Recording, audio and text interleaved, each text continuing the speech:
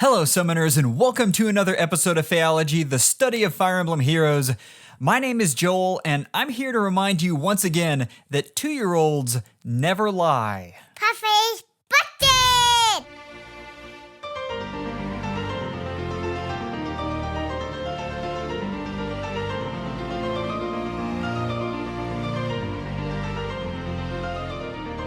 There's been a bit of delay between videos. The 2-year-old was in fierce contract negotiations after the success of his last video.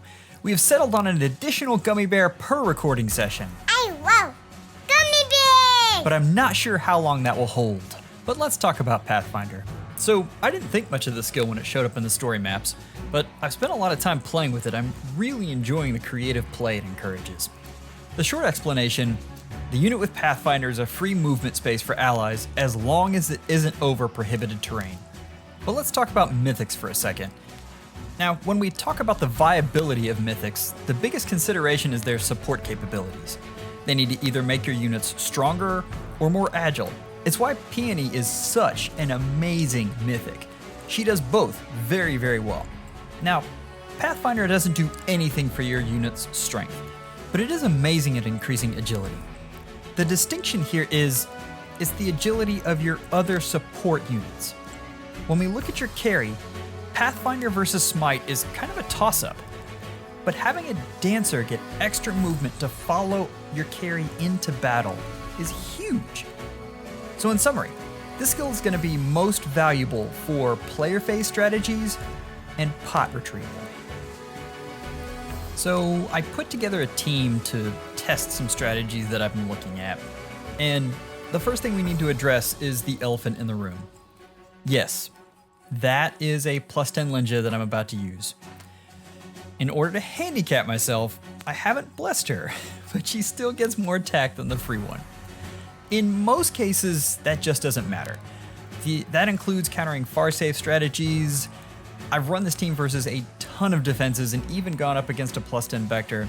The buffs from the other team members are far more impactful than the merges. Looked at another way, a single Freya almost compensates for the merges. Now there's one exception to this. I know it's real popular to see that weird armor ball thing that Link King 7 put out on his channel. That just needs a different strategy altogether. But in general, what you're going to face with a far save, this can handle it. Next, there are 2 units that you have to have. First, Vanilla Peony. If you don't have one, you need to save every orb you can get until you get one. This is one of the most valuable units in the game. And then there's Duo Peony. This one's harder. I think she's worth saving for, and a lot of people already have. But her drives and duo dance skill are critical to running any of these player phase strategies, and if you want to really get into that, she's going to be necessary for you. Everyone else can be swapped out, including Linja, but we'll talk about other people you can put in her position a little later. One more thing, in this team comp, I don't fully utilize that last dancer. If you swap out for another carry, that dancer becomes a lot more valuable, but it's just something to notice. So I should explain a little bit about how this works. Most defenses these days are going to function on a very large threat range. They're going to want to make you be able to move as little as possible. So what we have here is Air, who has the ability to swipe underneath Linja, open up a space. We are going to repo Linja up with Dagr, and then Linja can take out, in this case, Duophons. Once that happens, I get Duo Peony swiping underneath, getting the extra space that Dagr provides. She is going to dance Linja. Linja's going to continue the killing spree. Let's see how this works. So, first, Air. Then, well, in this case I needed to dance Air because I needed her later. But Linja comes up, takes out Duophons. Duo units are your main target. Skip the duo hindrance altogether. You want mass carnage. Here comes Duo Peony and dance. All right, take your pick, honestly. In this case, I took out Priscilla because she was nearest, and that meant I could slide regular peony with the extra movement up. Boom. So, take out Triandra. I'm gonna continue this, and of course Linja's about to get another dance, and it's going to look even cooler. But the big thing here is I am leaving Eldergi. And that's because I needed to leave one person alive in order to get pots. The nice thing is most of your carries are going to have enough speed so that they can take a hit from one of those other units. It's nice. I mean, especially, obviously this Lyn doesn't have this, but with the support from the other units, the HP is also usually very high, so you've got a lot of bulk. Now, in light season, Dancer Eldergi is wildly popular, and actually most teams I went up against had him. And it's so perfect for Linja, because, I mean, she does not bat an eye about getting hit by Eldergi. Now I've stopped the video there, but you get the basic idea of the strategy. This works for a lot of different types of maps. Now, this next map is interesting. It looks like the T, but this is a far save T. So you've got Valentine's Alphonse, and you'll notice this is a +10 Valentine's Alphonse. This is a beefy unit with over 100 bulk in, actually 110, yikes. Anyway, beefy unit. So the nice thing about far save units is they come to you. So you don't have to move as much, and it's easier not to outpace your support, especially when we're talking about Pathfinder. So this is gonna look very familiar. Basically we're taking Dagr in, swiping Linja up. Now you notice I had to go off to the side there, and the reason is I needed the extra buff from Peony down below. So, but with that done, we continue on our killing spree. Duo Leaf gets taken out, and I mean, you're gonna see the same thing here, right? Duo units get priority, everything gets down to Dancer Eldergi. And then pot retrieval is pretty easy, because the nice thing about having an offensive carry is they usually have enough range and they're far enough up on the lines that pot retrieval is easy. But yeah, this is a pretty well put together defense here, and there wasn't a whole lot of struggle getting this done. You will notice, and I talked about this, Duo Peony is just almost necessary in order to complete some of these. But your +0 Lyn should be able to do this. All you need is possibly a Freya, possibly some more drives, but all of that is possible.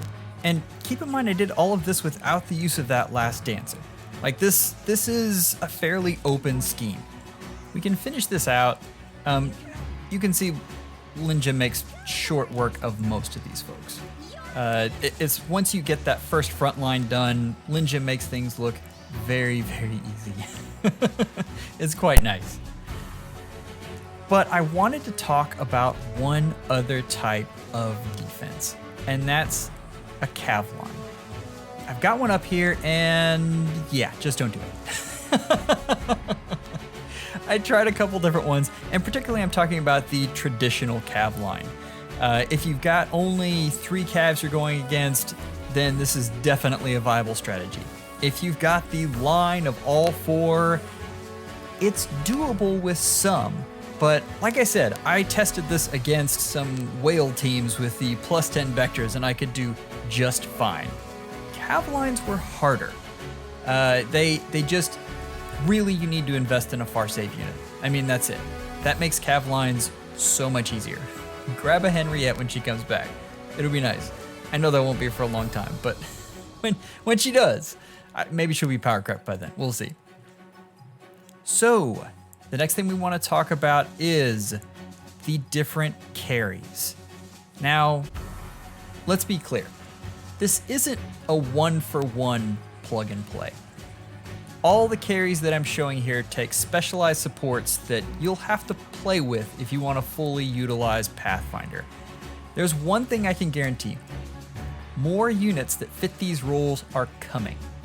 The pendulum has swung heavily towards plonking with all of the far save nonsense in the last couple of months, and IS should be swinging back the other way soon.